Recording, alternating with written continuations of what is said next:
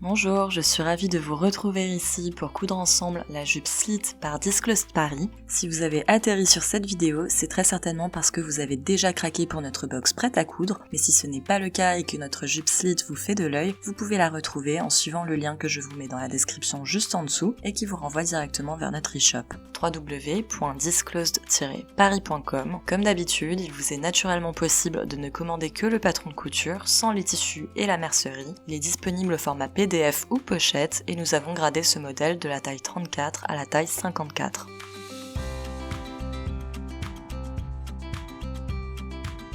La jupe Slit est ce qu'on appelle une jupe midi, c'est-à-dire qu'elle s'arrête entre le genou et le mollet. Nous l'avons baptisée Slit en référence à sa longue fente dans le dos qui vient féminiser l'allure très sport du modèle. La fente démarre juste sous les fesses et vous permettra ainsi de courir avec votre jupe sans vous poser de questions. En imaginant ce modèle, on avait très envie d'une jupe casual dans un esprit sportswear en tissu technique et on a déniché le tissu parfait pour cela. Il s'agit d'un taffetas craquelant noir provenant d'une jolie maison de luxe appartenant au groupe LVMH et dont on doit malheureusement taire le nom. Ce taffetas est vraiment canon, il présente de légères stries et son effet craquelant apporte un côté très luxe à la jupe. Il s'agit d'un tissu léger mais très solide et il est aussi très doux contre la peau, contrairement à ce qu'on pourrait penser. Il est aussi déperlant, donc vous pourrez renverser n'importe quel verre de vin dessus, votre jupe restera intacte. Attention cependant lors de la confection, il est 100% polyamide, alors faites très attention lors du repassage. C'est un tissu technique en nylon, donc forcément si votre fer est trop chaud, la matière risque de fondre. Vous pouvez repasser votre tissu à très basse température afin de marquer les plis pendant la confection, mais sinon ce tissu ne nécessite pas d'être repassé. Il se défroisse de lui-même après quelques heures, donc nous vous conseillons de suspendre votre jupe sur un cintre dans votre placard afin de pouvoir la dégainer quand vous le souhaitez, sans plis. Pour celles qui souhaiteraient accentuer l'esprit très sport de la jupe, nous vous proposons également une version cargo avec 2 poches plaquées sur le devant.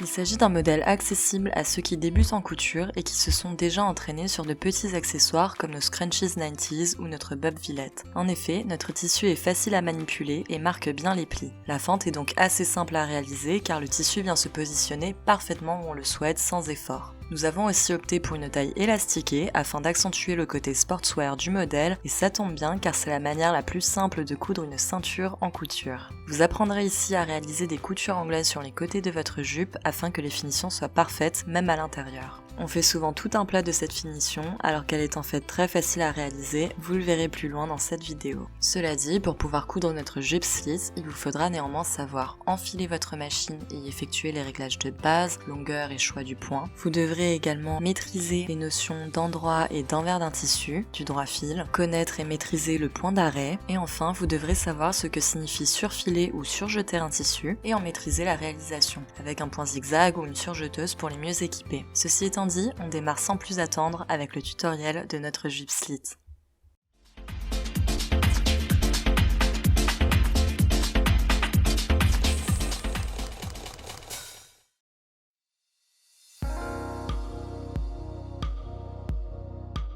Ça y est, votre box Disclosed Paris est arrivé. Retrouvez dans votre box tout le nécessaire pour coudre votre jupe Slit.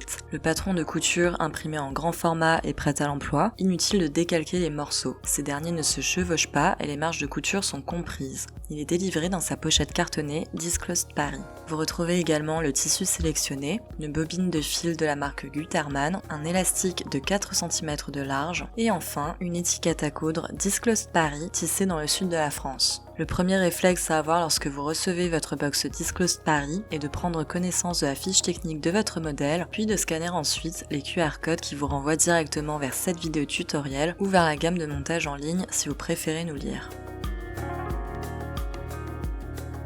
Avant de commencer, munissez-vous également d'une machine à coudre équipée d'une aiguille standard et d'une canette vide, d'une paire de ciseaux à papier, d'une paire de ciseaux à tissu, d'un fer à repasser, d'épingles à coudre, d'une aiguille à coudre, d'une épingle à nourrice, d'un mètre ruban et d'un découvite au cas où.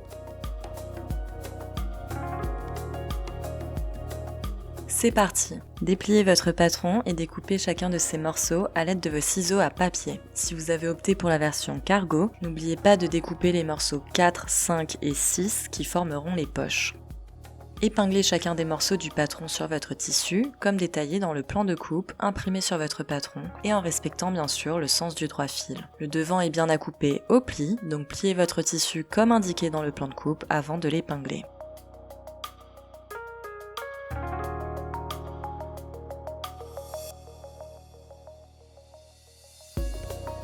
Une fois tous les morceaux épinglés, découpez votre tissu à l'aide de vos ciseaux à tissu cette fois-ci, en faisant bien attention à suivre parfaitement les lignes du patron.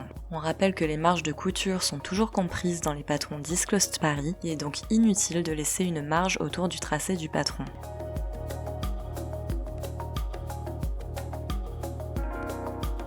Avant de désépingler, on n'oublie pas de marquer nos crans. Il y en a sur notre demi-dos pour marquer les plis de notre fente, ainsi que sur la poche si vous avez opté pour la version cargo.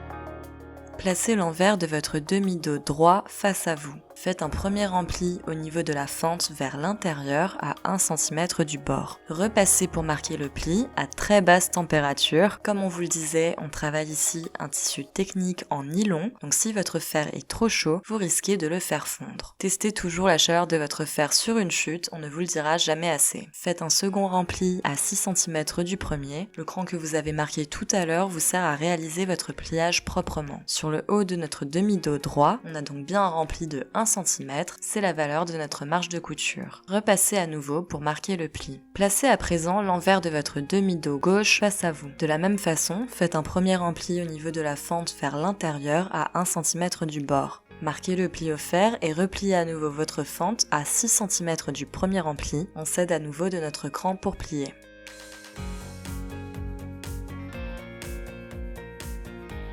Nos deux demi-dos sont prêts à être assemblés. Toujours avec l'envers placé face à vous, superposez votre demi-dos gauche sur votre demi-dos droit en alignant parfaitement leur marge de couture de 1 cm que nous avons pré-plié sur le haut de la jupe. La fente se positionne toute seule sur le bas, les deux demi-dos sont parfaitement superposés.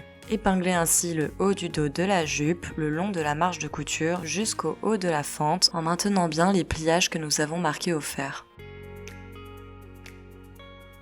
Piquez au point droit à 1 cm du bord en n'oubliant pas, comme d'habitude, le point d'arrêt au début et à la fin.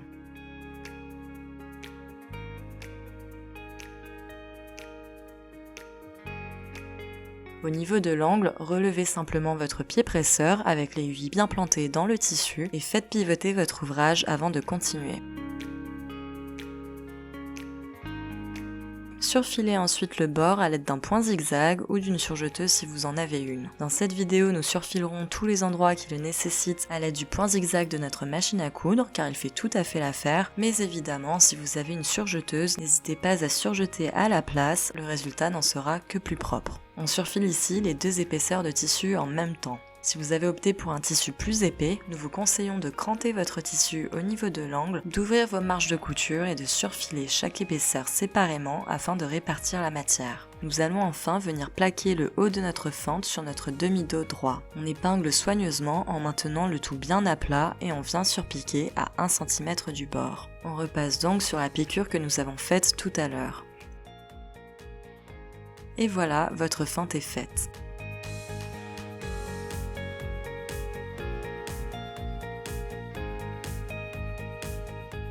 Nous allons à présent assembler les côtés de notre jupe à l'aide d'une couture anglaise. La couture anglaise nous permet d'obtenir un rendu impeccable, même sur l'envers de notre vêtement. Concrètement, la couture anglaise remplace le surfilage de nos morceaux. Elle permet au tissu de ne pas s'effilocher sur ses bords, mais également d'obtenir un résultat professionnel sans bord apparent à l'intérieur. C'est une finition solide qui se prête bien au tissu fin. Superposez donc votre dos et votre devant envers contre envers et épinglez les côtés de la jupe tout le long, bord à bord. Habituellement, on assemble endroit contre endroit et on surfile donc les bords du tissu qui se retrouvent sur l'envers de notre vêtement. La couture anglaise consiste à coudre d'abord une première fois envers contre envers, puis on retourne complètement notre ouvrage pour faire une seconde piqûre, cette fois-ci endroit contre endroit. Le bord de notre tissu se retrouve ainsi emprisonné à l'intérieur de notre marge de couture, ce qui nous permet d'obtenir des bords nets sur l'envers de notre ouvrage. Piquez les côtés de votre jupe ainsi épinglés à 0,7 cm du bord.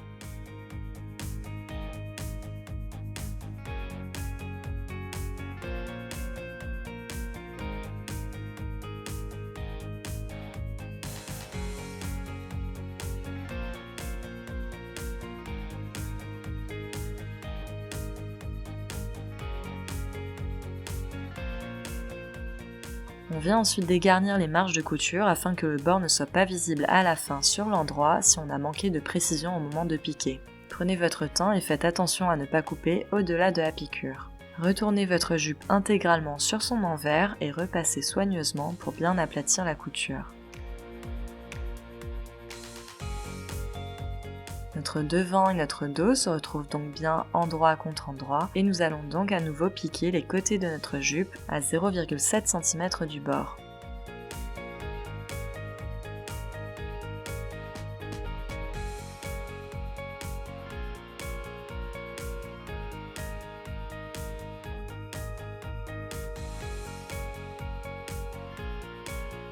Et voilà, nos côtés sont cousus et nous obtenons de jolies coutures anglaises sur l'intérieur. Repassez vos marges de couture en les couchant vers le dos.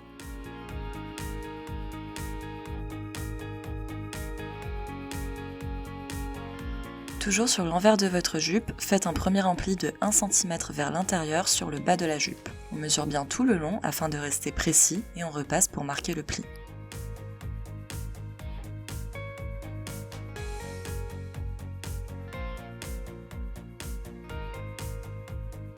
Faites de la même manière un second rempli de 6 cm cette fois-ci et repassez à nouveau. Voici ce que vous obtenez au niveau de la fente. Nous allons coudre ensemble ce qu'on appelle en couture un coin en onglet. On utilise souvent cette finition pour le linge de maison, comme les rideaux, les nappes, etc.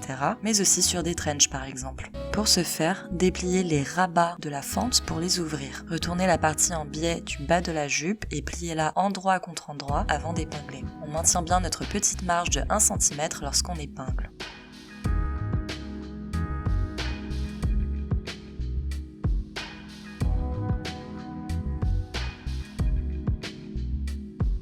Piquez le long de cette ligne au point droit à 1 cm du bord.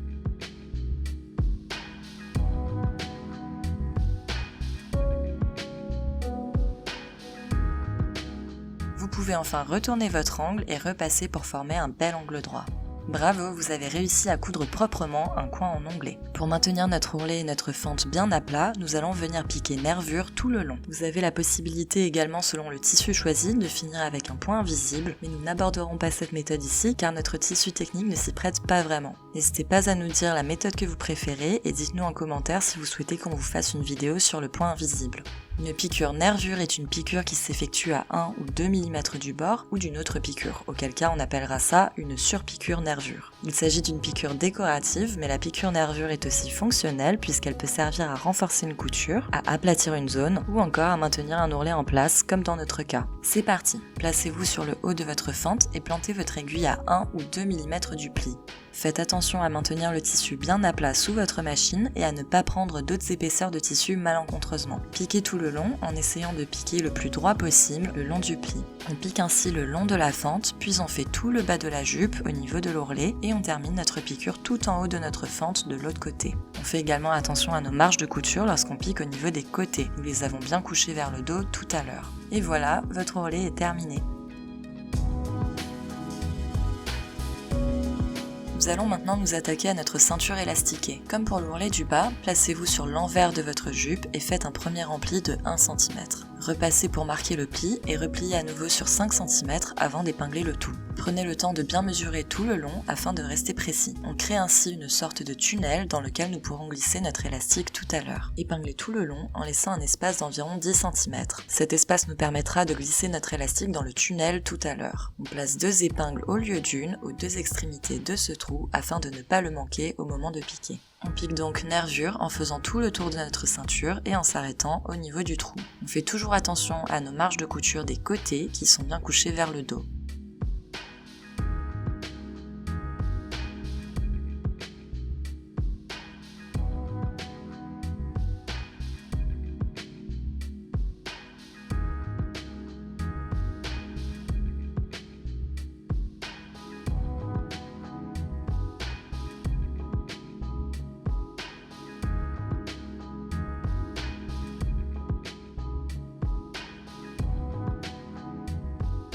Munissez-vous ensuite de votre élastique pour mesurer votre tour de taille. On positionne bien l'élastique dans le creux de la taille, donc là où elle est la plus fine, et on place une épingle là où ça nous semble confortable. La marge qui nous reste nous permettra de coudre les deux extrémités de l'élastique ensemble en les superposant. Munissez-vous de votre épingle à nourrice et épinglez-la à l'autre extrémité de votre élastique. Elle nous servira de guide pour faire passer l'élastique dans notre ceinture. Faites donc coulisser l'élastique à l'intérieur de votre ceinture et faites tout le tour. Pendant toute l'opération, on maintient bien l'autre extrémité de l'élastique afin qu'elle ne se perde pas à l'intérieur et on veille à garder notre élastique bien à plat à l'intérieur de notre ceinture. Une fois le tour terminé, épinglez les deux extrémités ensemble au niveau de l'épingle que nous avons placée tout à l'heure. Nous allons coudre ces deux extrémités ensemble au point droit en y dessinant un genre de grand carré barré. Pour ce faire, rien de plus simple. On coud tout d'abord une forme de carré en jouant à chaque fois avec notre pied presseur pour les angles, comme nous avons vu plus haut. On laisse l'aiguille plantée, on lève le pied presseur, on pivote et on rabaisse le pied presseur.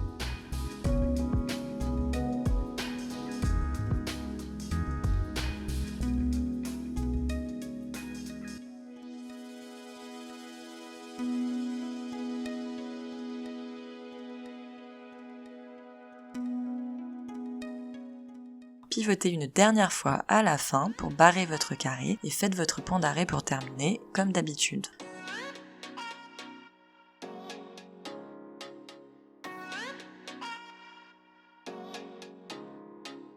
En tirant au niveau de la taille, l'élastique disparaît à l'intérieur et il ne nous reste plus qu'à surpiquer nervure le long de l'ouverture que nous avons laissée.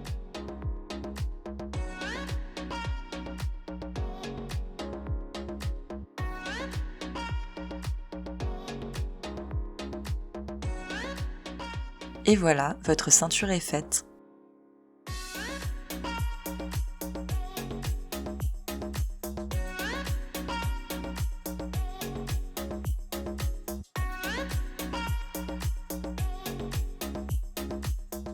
Pour ceux qui ont opté pour la version cargo, voici comment réaliser les poches plaquées que nous avons dessinées pour notre jupe slit.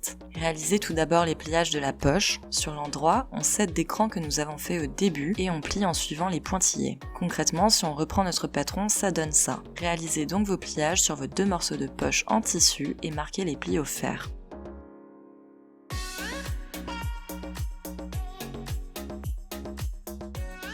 On vient ensuite surpiquer nervure le long des plis.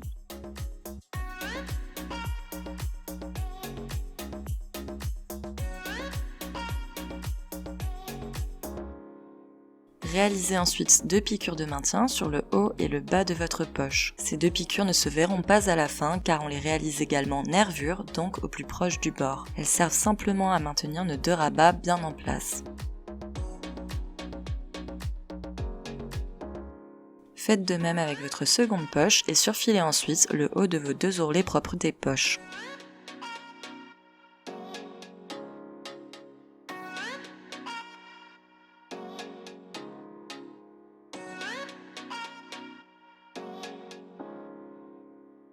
Assemblez les ourlets propres des poches aux poches. On se place bien endroit contre endroit et on vient piquer à 1 cm du bord sur les côtés et le haut de la poche.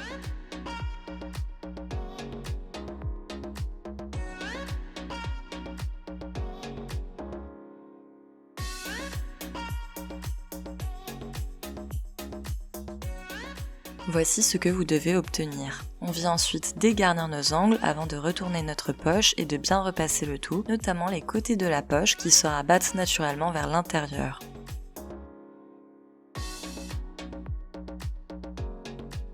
Vous obtenez donc ceci sur l'endroit et ceci sur l'envers. Profitez-en pour rabattre enfin la marge de couture du bas de la poche et repassez à nouveau pour marquer le pli. Surpiquez le haut de la poche au point droit, nervure, et réalisez une seconde piqûre nervure juste à côté. Il s'agit là d'une piqûre purement décorative.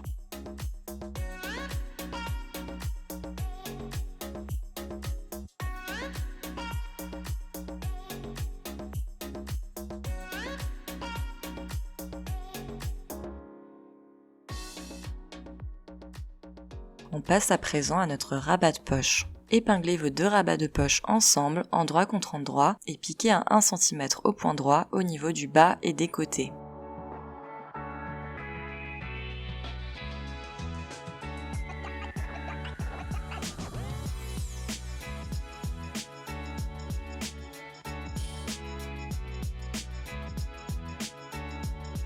On dégarnit à nouveau nos angles avant de retourner notre rabat sur son endroit.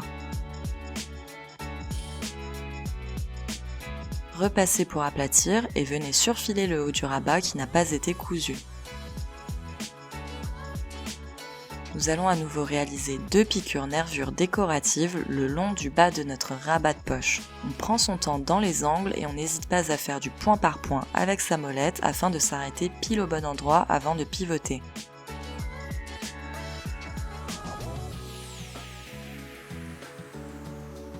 Voici ce que vous obtenez. Nos 2 poches sont donc cousues et prêtes à être placées sur notre jupe. Reprenez votre patron et marquez les emplacements de poches à l'aide d'épingles. Positionnez-les soigneusement en veillant à ce qu'elles soient bien symétriques. Nos emplacements de poches sont bien sûr là à titre indicatif et rien ne vous empêche de les positionner différemment si cela vous chante. En particulier, nous vous conseillons de faire un essayage de votre jupe avant de coudre votre poche afin d'être sûr qu'elles sont positionnées comme vous le souhaitez. Selon la morphologie et les goûts de chacune, on peut effectivement préférer avoir des poches plus ou moins écartées l'une de l'autre, alors faites comme bon vous semble.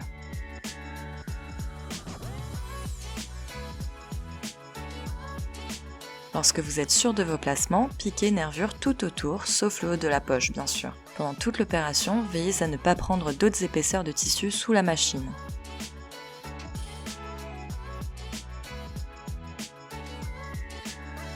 Placez enfin vos 2 rabats à environ 0,5 cm au-dessus des poches et piquez les nervures afin de les fixer à la jupe.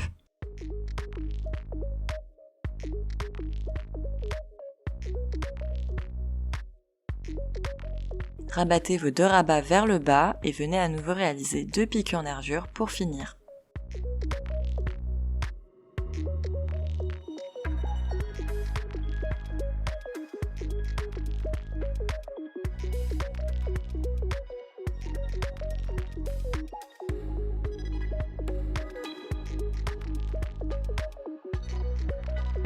Pour finir votre jupe slit, munissez-vous de l'étiquette textile Disclosed Paris fournie. Placez-la bien au centre à l'intérieur, au niveau de la ceinture et épinglez. À l'aide d'une aiguille, faites 4 petits points à la main aux 4 coins de votre étiquette. Pour plus d'esthétisme, nous faisons ces points directement sur les petits rabats sur le côté de l'étiquette afin qu'ils ne se voient pas sur l'endroit de l'étiquette. Nous vous conseillons également de ne coudre que la première épaisseur de taffetas sans traverser l'élastique afin que la couture ne casse pas.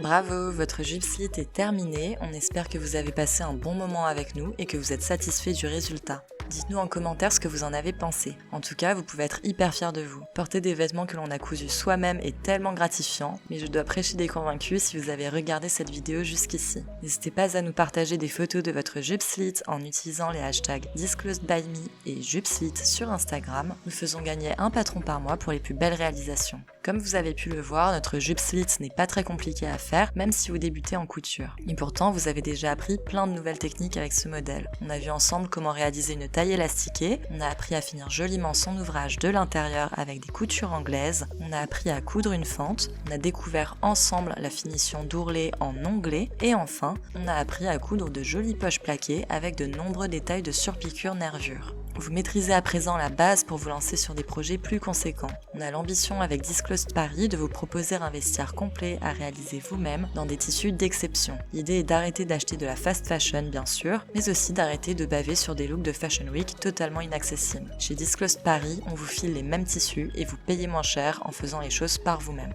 Mais surtout, on vous prend par la main à chaque étape de la confection afin que vous ne soyez pas perdu. Si vous avez la moindre question, nous sommes joignables à tout moment par email à l'adresse hello@disclosed-paris.com et on vous répond dans les 24-48 heures grand max, alors n'hésitez pas. Si vous avez aimé cette vidéo et notre concept, n'hésitez pas à nous envoyer de la force en cliquant sur le pouce juste en dessous et en vous abonnant à notre chaîne. C'est hyper important pour nous faire connaître et cela vous permettra surtout de rester informés de nos dernières sorties vidéo. Merci à tous de nous suivre, on a déjà super hâte de vous retrouver pour de nouveaux tutoriels couture.